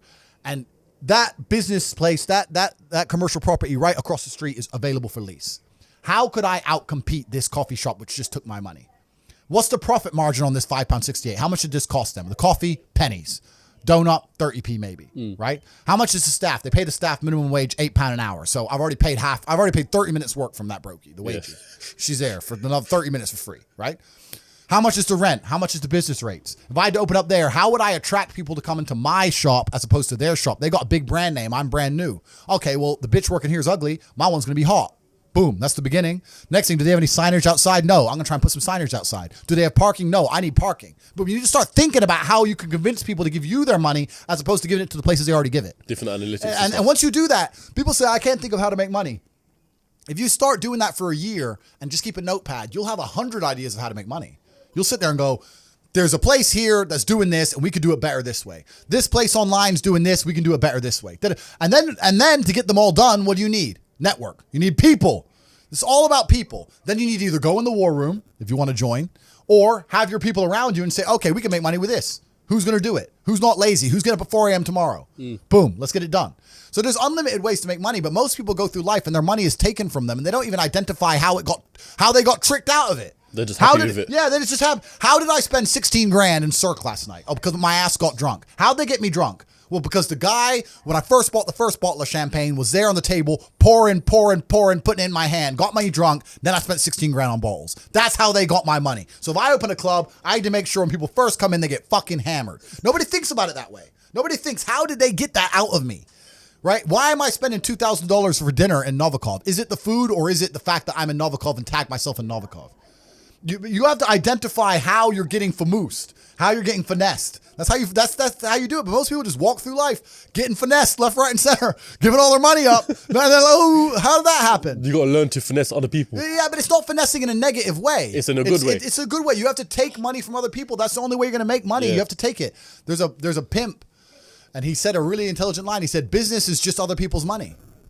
That's all business is. I want to start a business. So you want other people's money. That's what you want. So how are they going to give it to you? You have to think about it. Nobody thinks about it. And the easiest way to think about it is to think how you're giving yours away. That's a mental model you should adopt. Yeah. And you'll end up with loads of business ideas. Business ideas are everywhere. It's just execution, which is difficult. You know what? Going back to what we said earlier about the survival instinct, yeah. At the end of the day, the way I see it is, and this relates to Islam as well, yeah. I'm a Muslim. Yep. At the end of the day, when day of judgment comes and all that stuff, every man for themselves, essentially, right? Yeah. Am I right in saying that? Yeah, every man for themselves, and that's where that comes through. So you're prepared for that. Yeah. And I saw in clips as well that you've got understanding and sort of respect for Islam. So a massive respect for it. I have a massive respect that. for Islam because they have principles which they refuse to bend on, and we live in a world now where every single principle is being constantly bent and broken. Yeah. And I like to see a fundamental, or I like to see a mental model which is rigid. Yeah. There's nothing left rigid anymore. The law isn't rigid. Christianity isn't rigid. Like the only thing you can sit there and say they will not bend or they will not break is Islam. So I have absolute respect for them because it's just a masculine imperative. It's just a masculine mindset to have. And as a man, I respect people who say what they mean what they say. Those are the rules. Oh, you don't like it? Tough. And besides Islam, there's not much of that left in the world now. Now everything's just bending and breaking and they're just making it up. Yeah. Like I think Christianity is a joke. I think it's a joke of a religion. If someone were to ask me my religion, I would have to say if I was to find God, it would have to be via Islam, because how am I going to go to a Christian church when they got gay pastors and shit? The Bible says no, and you're just ignoring it. What is this? It's not even a thing. Like, to me, it's a joke of a religion now. I think it's a joke. So if you're gonna bend all your own rules, if you're gonna be tolerant of everything and stand for nothing, then I don't think you have anything. It's just like people are getting onto the president of Qatar, because he's not allowing gay pride or flags or anything to be shown in the World Cup. Yeah. Right. So what's your opinion on people expressing their communities, for example? My opinion is that you're in Qatar. Yeah. So no, but I'm talking about in general though. Yeah. In general, people expressing their happiness for gay pride and stuff like that. The problem is, and I don't want to come across as homophobic, and I want to get this video taken down either. But the problem is that a lot of these things are not what people think they are. There are people who think so surface level. The people inside the matrix think surface level. They sit there and think this is only about accepting what gay people want to do. I don't care what gay people want to do. I'm not homophobic. I don't give a shit what you want to do. It's not about that. What's actually happening is that the New World Order and people who are in charge of the world are using certain agendas to enforce. They're using them as a disguise to enforce hidden things. You understand? It's like the Green New Deal. They come along and say, global warming, global warming, global warming. They pretend it's about the planet, but really it's about just raising taxes to the sky, locking you in your house and taking your car away. They don't give a shit about the planet. It's a disguise. So the people who are in charge of the world are using certain agendas, which they don't want you to argue against, to sneak in a bunch of other legislation and a bunch of other rules. And the whole pro-gay acceptance thing is exactly the same. It's nothing to do with gays. The people who are in charge of the world don't care about anyone but themselves. They don't care about you, whether you're gay or straight. They're not interested. What they're interested in doing is controlling the minds of people and affecting the way people operate in a way which is beneficial to them. I don't want to get too political on this podcast and say what they're really doing because the video will get taken down. But anyone who has a brain, who wants to go and find out, you will find out that all this green agenda they're pushing has nothing to do with the environment. All this gay stuff they're pushing has nothing to do with gay people. It's all to do with control. The people who are in charge of the world want more control. If they gave a shit about global warming and rising sea levels, why does every single multimillionaire and billionaire buy a house on the beach? It's the first place they buy their mansion. I thought we're all going to drown next year. Bollocks, bro. It's a lie. It's all a lie. They don't care. But by saying that, now there's carbon credits, carbon limits. You can't drive your car past 8 p.m. because of the environment. You can't eat meat anymore because of the environment. Stay home, eat the bugs, be a slave, be a slave, be a slave. Every single government in the world is interested in control. That's all they've ever wanted. That's all they ever want more of. Governments want control. They want to control their populace. They think of us as sheep. We're cattle to them. They want us to comply. They don't want our individuality. They don't want us to think for ourselves. They want us to just sit there and obey like robots. So every single one of them is slowly inching, day by day, pushing the limits, taking as much control as they can from the people to the people revolt. And if they do it slowly and incrementally, they get away with a lot. And that's what they're doing. And they're all inching towards communism, which is what they want in the end, because communism is the governmental system that allows us the most control over the world. People sit there and go, oh no, the governments don't want communism. The governments want free enterprise because governments want money and governments want you, everyone to be rich and they want people to be wealthy.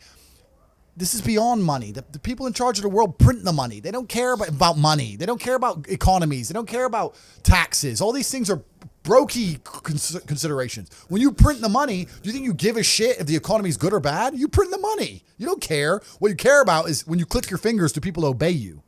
That's what they want. They want power. Power, yeah. That's what it's really about. The whole world is about power. So when someone comes on TV and tells me I'm supposed to believe something, you need to believe this about the planet.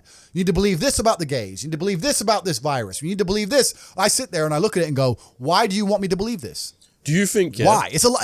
And sorry, you got me started now. Sorry, bro. But it's like, why do you want me to believe this? Do you want me to believe this because it's good for me? Or is it because it's good for you? Are the rules made for the benefit of me, or are they made for the benefit of the people who make the rules? And you sit there and you understand that all of it is programming. All of it is a lie. They want you to believe things that are not true, like go to university, get in debt, sit there, learn or get a degree. That they want you to believe all this crap so that you are as enslaved as they can make you. This is all they want.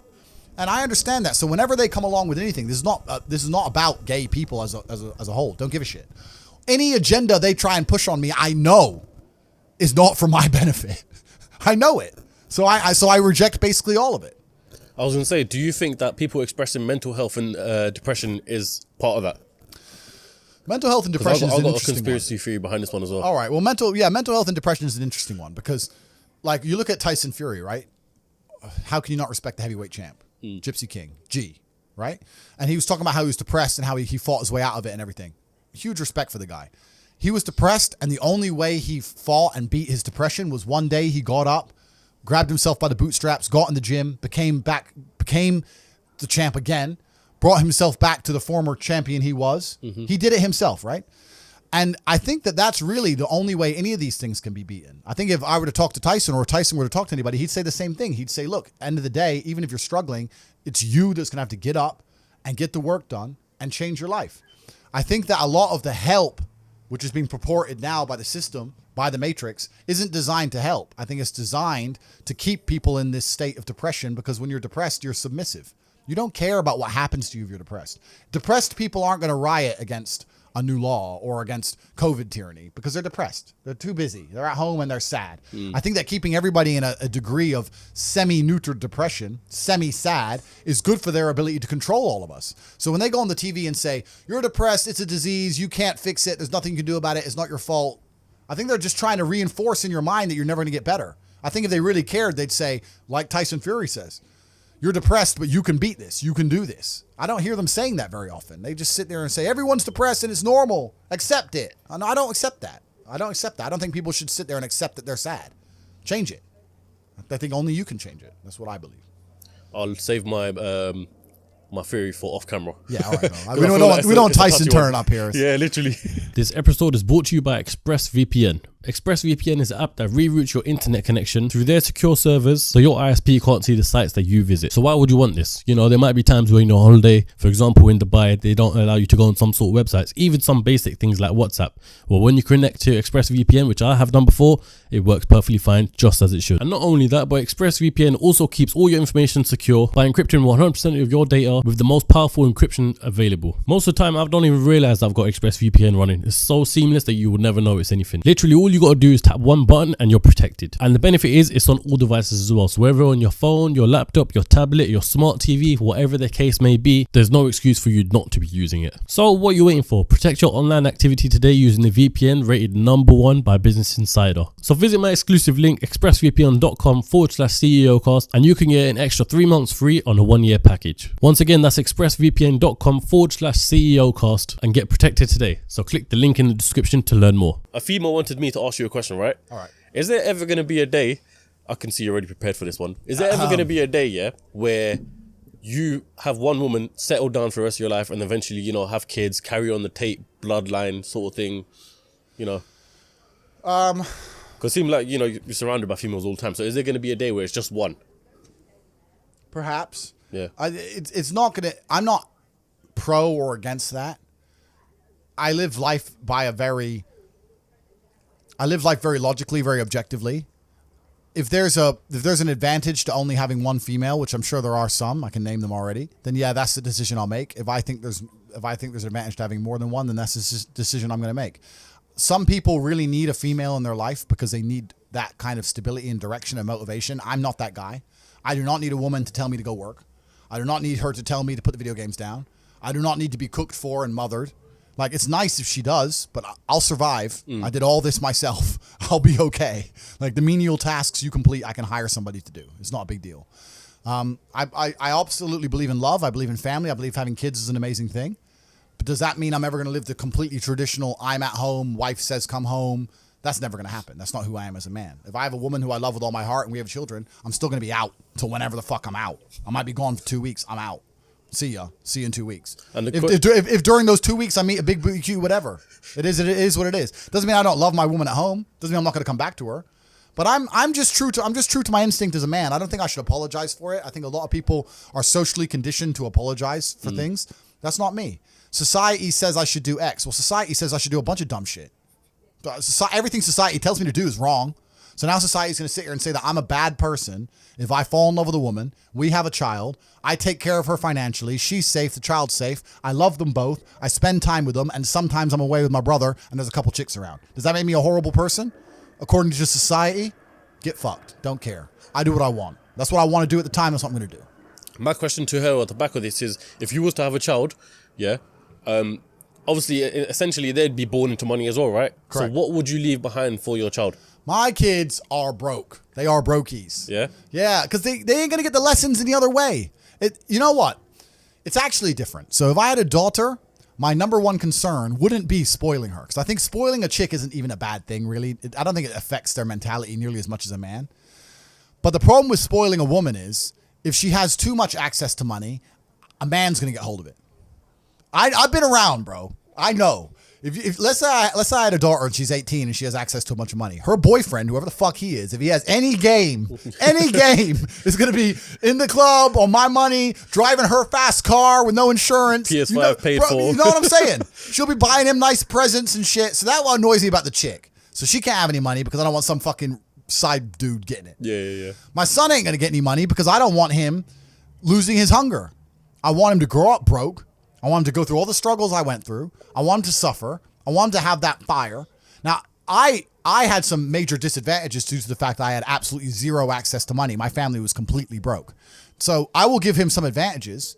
Let's say like when I was a fighter and I was fighting and I couldn't pay the rent. If my son, when he wins his fight, I'll give him a financial bonus myself for winning. But he still has to go win. Yeah. You understand what I'm saying? My kids are not going to be born into any kind of wealthy environment, in any kind of money. When I have children, I probably won't even raise them in a Western country because I think Western countries are soft. Bro, if I have boys, I want them growing up in deep Russia. Hardcore ones. Yeah, with like in the mountains with the goats. Like just running in the snow barefoot. Khabib ones. Yeah, I want monsters. That's what I want. I don't see the point in having to send them to some private school to sit around with a bunch of fucking toffs. Yeah. I don't see that. I think the best education in the world comes from the streets and comes from hardship. I don't think a private school can teach my kids anything that I can't teach them or that they actually need to know. You know? So when I have children, their lives will be very, very hard. And I also think that a father's job, this kind of ties back into what I was saying earlier when you're saying about having one woman and a family, etc. I think a father's job is to be a role model, not a second mother. A lot of fathers think that they're a good father because they're home every day. I'm not saying don't spend time with your kids, but I think you're also a good father if you live a life of exceptionality and that you lay a blueprint for your children to want to follow. My sons are going to grow up and see me and how I live and want to be like me. That means they're going to have to need certain attributes, right? If I'm home every day changing diapers, it's not happening. It's not the same. Yeah. You know, like my dad was barely around, but he was a superhero to me. And I wanted to be like the superhero. So it's not so much about with a female, with a mother, it's about the quantity of time. With a father, I really think it's about the quality of time. The mother does the diapers, the food, the basic tenets of life, right? But the true exceptionalism is going to come from the father. And to do that, you need to be a role model. And if that means you have to be out conquering the world, you're going to be out conquering the world. That's how it goes. That's it. Cool, Tate. So my last question for you, yeah, and I think everyone kind of wants to know this as well, yeah? The man that we see on social media, the man that we see right now, yeah? Yeah. Is this all just an act? It's a good question. Is this exaggerated? Who is the real Andrew Tate? No, this is the real me. I have a showbiz version. Like, I don't walk around my house with my chick talking about the Matrix is out to enslave us, right? Yeah. She knows it. I've said it a few times. She already knows the story. So when it's just me and her, I don't have to sit her down and say, listen, bitch, you went to school. You're a dumbass. I don't have to do that, right? There's a time and a place. Yeah. But it's all very real. These are the things I say. These are the things I believe. These are the things I talk about in my private networks. I just don't talk about them here to public. I don't talk about them nearly as deep or as advanced. Amongst my private networks, I like to talk about them at a much more intricate level because to the normies, to the brokies, they're not ready to listen to it. The Matrix, they say in the movie, people who are still dependent on the system will fight to defend the system. There are people who I will sit there and say to them, look, your university degree is a scam. They lied to you. I will show you how to make money. And their reply will be, no, I went to a good university. They are desperate. No, that degree means something. You work in Greg's, G. Doesn't mean, and shut up. They won't accept it, right? So certain people are not ready for the truth. People who are ready for the truth seek it and they find it. And those are the people I talk to inside of the War Room and Hustlers University. I talk to them at a much deeper level. But yeah, this is all very, very real. I have a showbiz version of myself because in the world we live in today, you need to be able to get information across compendiously and precisely. No one has an attention span. So I'm very good at talking quickly and talking quickly without mistakes and getting my points across and using analogies. I'm very good with analogies. This is all, I wouldn't say it's rehearsed, but it's very conscious because I have a lot to say, right? I can't sit here and go, money, because no one's going to watch it. Yeah. Right? So people will probably look at me and think it's fake. It's not fake. It's just a matter of me understanding how things need to be done. And as a professional, I do things as a professional. I'm on a podcast, so I'm going to be professional. I'm going to get as much information across as possible. And my mind works quicker than my mouth. I'm lucky. I'm smart. So that's how it goes. Tate, I want to appreciate you very much for your time. Thank you. There's always that fear when you have a podcast like this that, you know, the guests are going to back out last minute. Yeah. So I want to really appreciate the fact that you're here and that you've given plenty of time. And before we end up, can't let you go empty-handed. So I've got a few things. Obviously, Sunoma. It's Christmas. Christmas come early. Sunoma has sponsored this video. So we've kindly got the main man. Do you want to give it or? You must, yeah, we kindly got the main man to give you some perfumes. Amazing. So on this side here. Because you know what? I wasn't getting any girls in my life. I was thinking, what's going on? Maybe I don't smell good. Yeah. Maybe I don't smell good enough. And also, this one's on behalf of us. I know you're interested in Islam. Yep. So you don't have to accept this, but this is a choice. I will accept it. My English friend. translation of the Quran. So if you wanna Amazing. seek more knowledge. Thank you very much, bro. I appreciate that very, very much. Have that. I'm always out for knowledge, my friend. Thank you very, very And much. then I the last appreciate one. that. This is a little story actually. Someone gifted me these cigars and I don't usually smoke cigars, right? Okay. So I was like, yeah, cool. You know, I'll smoke it on a special occasion. So I Yeah. think it's only right that we probably end this podcast with a cigar. Let's do it, bro. Yeah, you got one? You want one? Yeah, if you have one, Yeah. I'll take it. Thank you. You have a lighter? No, I don't. You got a lighter in there? My lighter's in the That's all car. we need. My lighter's in the car. Need a lighter if we have one. Let me try this smell. Yeah, this one's the one, man. This one's a special one. Yeah? Because I'm going to... Thanks, G. I need you to do me a favor. Sure. Wear it and say only top G's wear this. All right. I got you. I'll make something happen. I'll get the shear on. I'll put the thing and I'll spray it. No, I got it. All right, me and Tate are going to smoke the cigars now, so I hope you all enjoyed the episode. Listen, we need 20,000 likes, and share this to people that you want to share it with, because I reckon this podcast might get taken down soon. So we need everyone to see this podcast. Tate, appreciate your time. Yeah, thank you. And I'll just do a little final bit before I put this on and take all the bitches, put them all on the jet. Yeah, like truthfully, I just want to, the last thing I'm going to say, and the reason I do these podcasts is I actually think the world is quite a bleak place for men nowadays. I think that the societal path they've laid out for most men is a sad one. I think that all men like the idea of conquest and like the idea of being high status and being rich, and they're telling you that you shouldn't be those things and you shouldn't do those things. You should just go to school, get a wife, sit at home, happy wife, happy life, and it's depressing and it's unhappy. And I promise everyone that there is a degree of happiness, but as a man, that happiness comes from freedom. And freedom does require money at some level. And you're going to have to get out there and get paid if you want to be free as an individual. And once you're free, you're going to be happy. So if you resonate with any of the things I said, please don't DM me on Instagram. I get 5,000 DMs an hour. I can't read them. Like, I'm trying to find the pussy. Bro, I go in there. I go in the message requests. I'm scroll, chick. Okay, accept. Delete. I don't have time to read all that shit, right? But if you're going to join Hustlers University, you can begin to make some money. And if you're actually serious about brotherhood, about working with people, about networking, about understanding how the world really works, if you already have a little bit of money or you're starting to make money and you want to find a way to attribute that towards your freedom, then that's what the War Room's all about. And we'll see you inside of there. So I'm very accessible as a person. You can find your way to me inside of the networks, but don't DM my Insta because I'm not going to be able to see it. That's how it works. Fair enough. All right, everyone. I hope you all enjoyed the episode. Tate, once again, thank you very, very much. You. Sweet. We need some clapping. Come on, people. Come on. What's that about? Yeah, that's it. Lovely. Good one. Awesome, bro. Yeah. Awesome.